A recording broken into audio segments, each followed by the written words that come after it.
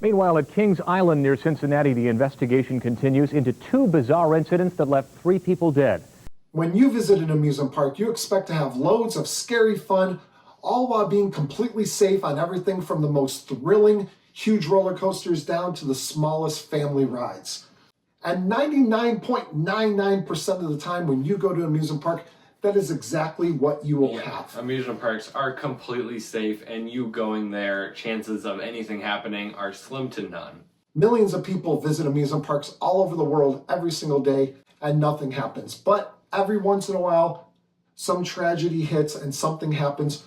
Oftentimes it's due to like a person, like a guest, not following park rules. But on occasion it happens where the park is at fault. Now, for something like this to happen once in a blue moon is very rare, but we are going to talk about one occasion where one park, very popular park in the United States, had 4 incidences all on the same day. This video is about the deadliest day in Kings Island history. The day was Sunday, June 9th, 1991. Thousands of people were crammed into Kings Island, enjoying all their great rides. People were all over having fun until later in the evening, things started to take a turn for the worse. Around 8:30 p.m., just a couple hours before the park was supposed to close, a 22-year-old man named Timothy Binning was walking across the wooden bridge near in the beer garden area. Now, this is where Kings Island today has their brand new Adventure Port area, and there's that little body of water right there. Well, Timothy decided to reach over for some reason and try to splash some water. No big deal. You expect to splash some water and have nothing happen.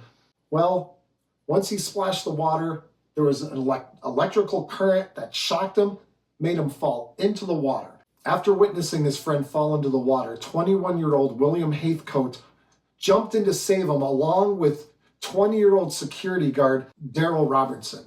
As the two jumped into the water, the electrical shock that took out Timothy to begin with electrocuted both men instantaneously, killing them both.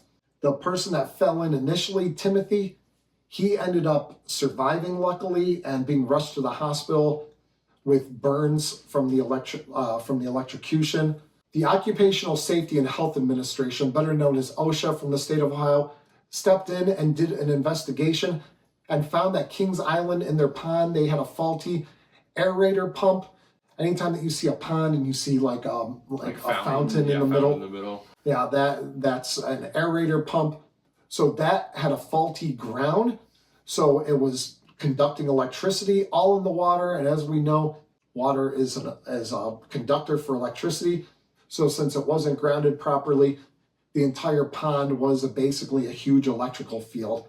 And that's what killed 2 men and injured another.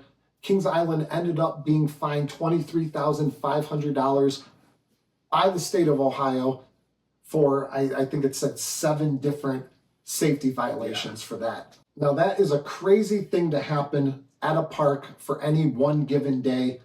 And that is enough to make it a terrible day at that park and a terrible, just time in that park's history. Oh, absolutely. But it wasn't over there, surprisingly. But completely unrelated to that event, another woman, 32-year-old Candy Taylor from Toledo, Ohio, passed away when she fell from a gondola cart on a flat ride called Flight Commander.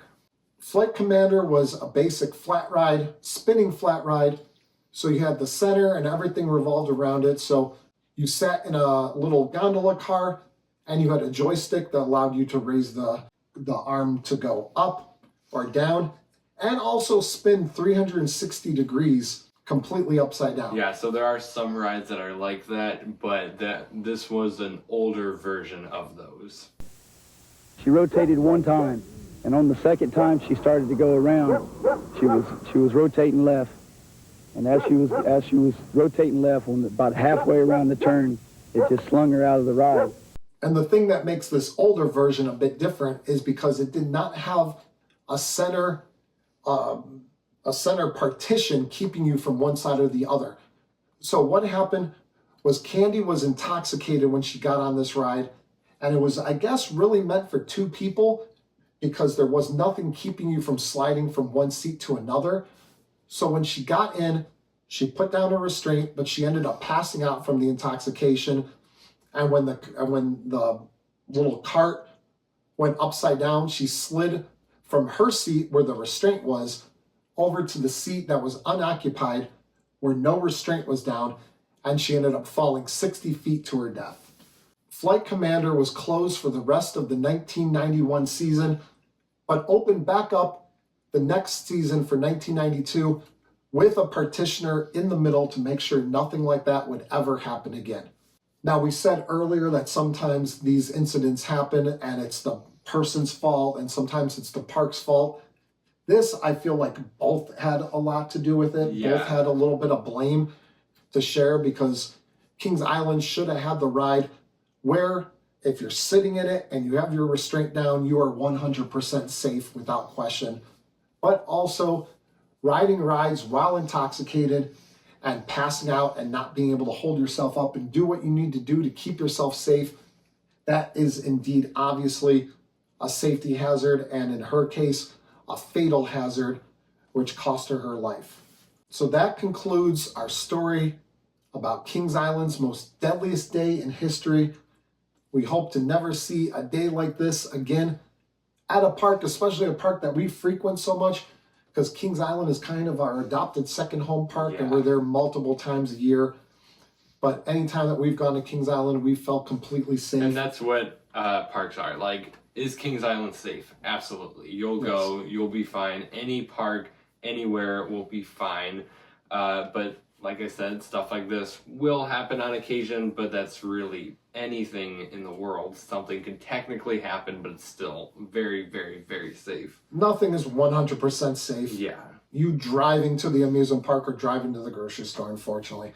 So this wasn't meant to be a story that should scare you away from amusement parks or riding rides or riding roller coasters. This was just something that we found was kind of interesting and something that we felt like we should share. So that is it for this video. If you enjoyed the video, please give it a thumbs up.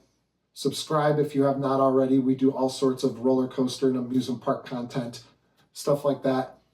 And if you want to go one step above subscribing, you can be like one of these fine people right here.